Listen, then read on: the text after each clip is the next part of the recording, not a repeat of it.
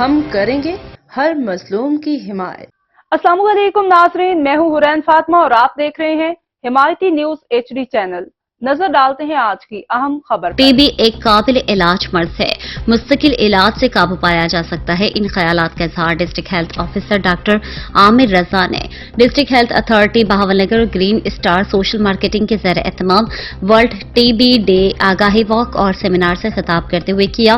اس موقع پر district T B coordinator doctor Rao Khalid Javed اور گرین اسٹار کے مینیجر عبدالشکور نے ڈاکٹر شوکت اور M S doctor Azhar Farooq اور ایم ایس منشن آباد ڈاکٹر حسنین حیدر شاہ اور ڈسٹرکٹ ہیلتھ اتھارٹی کے عملے نے شرکت کی۔